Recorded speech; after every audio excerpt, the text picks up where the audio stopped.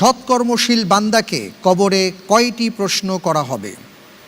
ক 3টি, খ 4টি, গ 5টি, খ 1টিও না।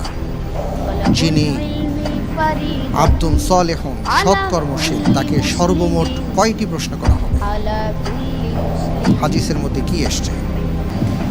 আলহামদুলিল্লাহ, আমরা হাদিসে জানি যে প্রথমে 3টি প্রশ্ন করা হবে, এরপর সে যদি সঠিক উত্তর দিতে পারে তাহলে তাকে আরেকটি কোশ্চেন করা হবে।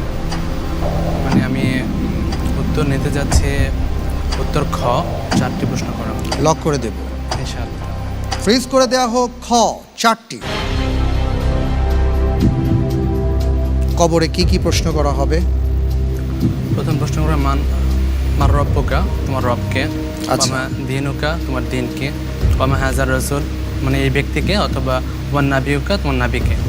আচ্ছা, 3টি প্রশ্ন করা হবে। এই 3টি প্রশ্নের উত্তর যিনি সঠিক দিতে পারবেন তারপরেও তাকে আরো প্রশ্ন করা হবে দিতে বলছেন? পারবেন, তাকে প্রশ্ন করা হবে তুমি কোথা থেকে তা জানতে পেরেছো। আচ্ছা,